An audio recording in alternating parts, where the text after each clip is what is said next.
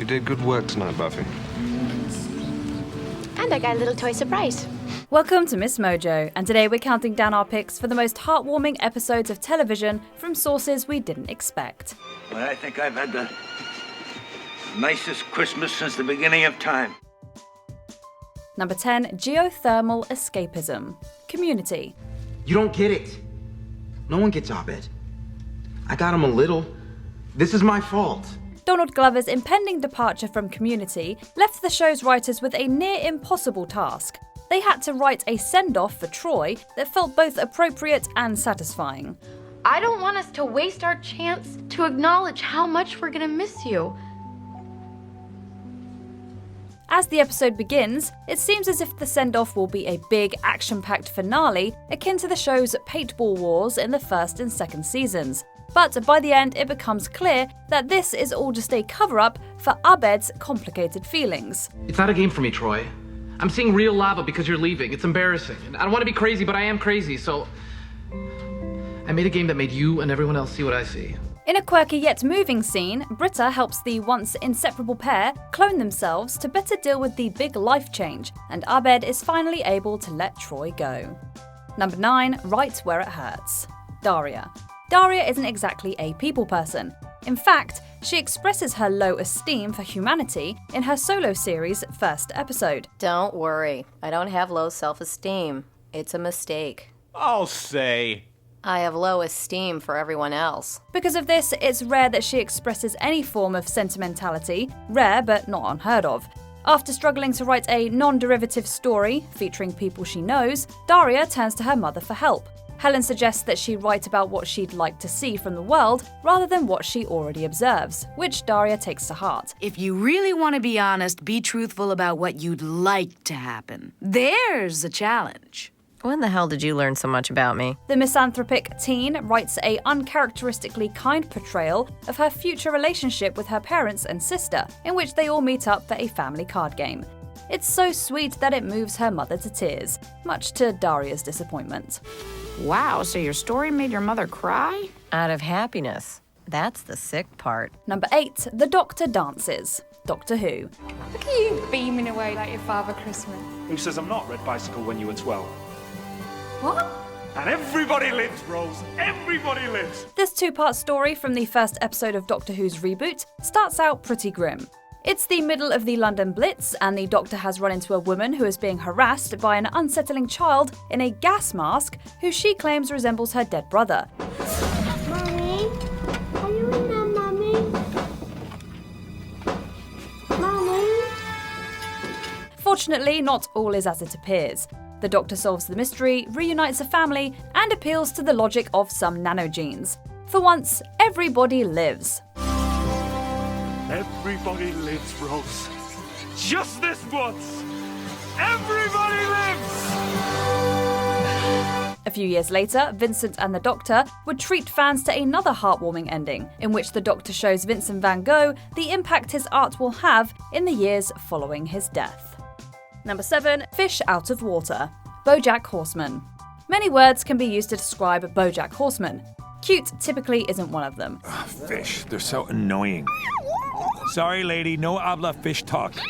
You need to be sensitive to their culture. Things are different down there. The adult animated series focuses on a washed-up equine sitcom star and frequently deals with heavy subjects such as abuse, addiction, and mental illness.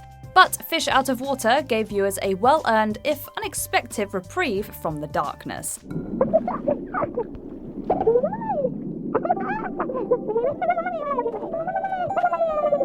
The episode pairs the show's downtrodden title character with a bubbly newborn seahorse. In the largely dialogue-free episode, Bojack attempts to return the seahorse to his father in a colourful underwater world.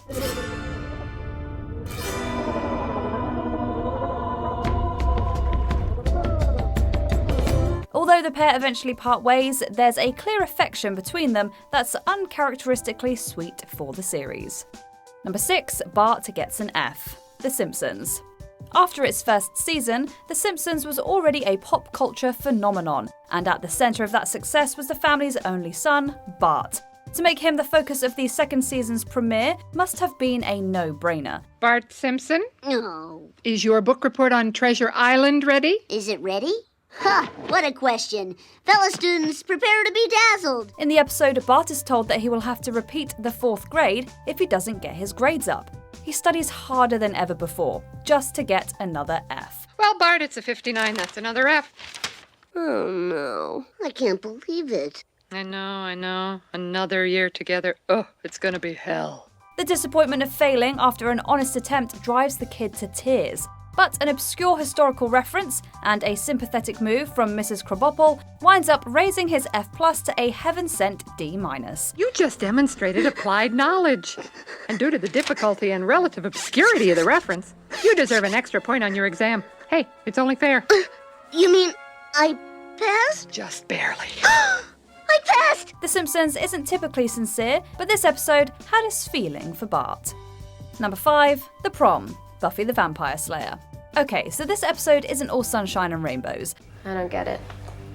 What kind of sicko wants to destroy the happiest night of a senior's life? I have my reasons. There's still monsters to fight, and Angel ends up breaking things off with Buffy. But it's nice to finally see some real appreciation for Sunnydale's favourite Slayer. At Buffy's senior prom, one of her peers gets on stage to present her with a first-of-its-kind award, Class Protector. It's from all of us, and it has written here, Buffy Summers, Class Protector. It's a rare but very much deserved public acknowledgement of everything Buffy has been through to save her classmates and the town. It also shows just how much things have changed, as students who once mocked Buffy for her strange interests now finally understand the importance of her knowledge and skills. I had no idea that children en masse could be gracious. Every now and then, people surprise you. Number 4, Leela's homeworld, Futurama. I told a whole crowd today that being an orphan made me strong. But all I really wanted was a mom and dad to hold me and stroke my hair and tell me they love me. The competent yet self-conscious Leela grew up in an orphanage, and we learn that she's desperate to connect to the birth parents she never knew. She initially believes herself to be an alien, but this is revealed to be a ruse of her parents' making. You won't pass for human, cutie. But if my PhD in exolinguistics is worth diddly poop, this note should convince them you're an alien. Her mother and father are actually mutants, but left her in the hope that it would afford her a better life.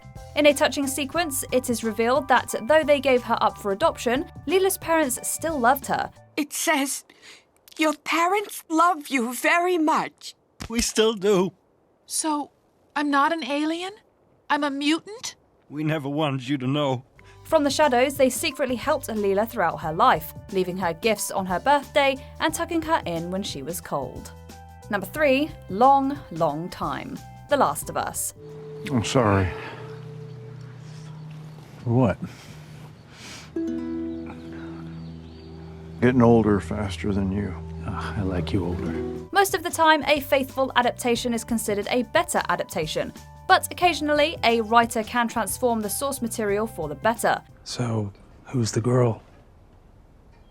Girl you're singing about?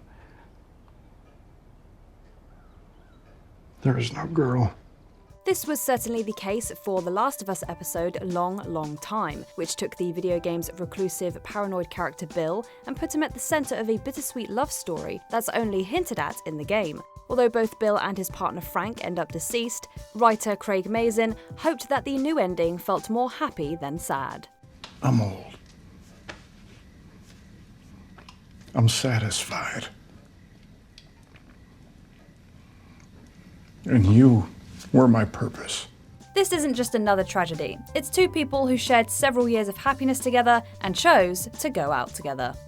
Number 2, The Night of the Meek, The Twilight Zone. Art Carney plays an intoxicated but caring Santa in this 1960 Christmas tale from The Twilight Zone. Oh, please, Santa Claus. A job for my daddy. Please, a big turkey for our Christmas dinner. After being fired from his job as a department store St. Nick, Corwin stumbles across a sack filled with presents. In true Twilight Zone fashion, this isn't just a normal bag of gifts, but a magic sack able to conjure up whatever someone may desire. Henry spends the night dispensing gifts to everyone around him. I want a toy, please. That's toy? Why? Oh, I've got one here for you. Like this. Thank you. You want a toy? I've got a baseball bat for you. Christmas stories were often more kind-hearted than the average Twilight Zone story. This can also be seen in the holiday set Changing of the Guard, where a teacher's death is prevented by the ghosts of his former students. That's why I brought this medal to show you, Professor Fowler. Because it's partly yours. You taught me about courage. You taught me what it meant. Before we unveil our top pick, here are a few honourable mentions. How the Ghosts Stole Christmas. The X-Files. An episode that's as heartening as it is frightening. I know we said that we weren't going to exchange gifts, but I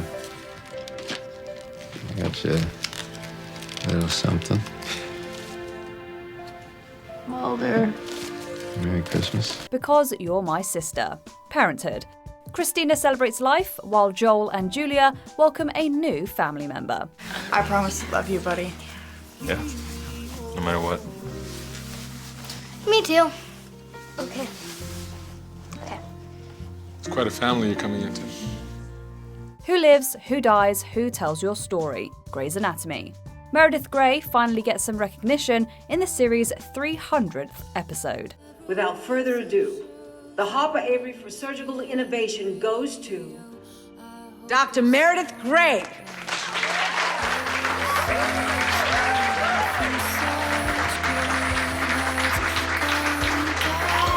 Before we continue, be sure to subscribe to our channel and ring the bell to get notified about our latest videos.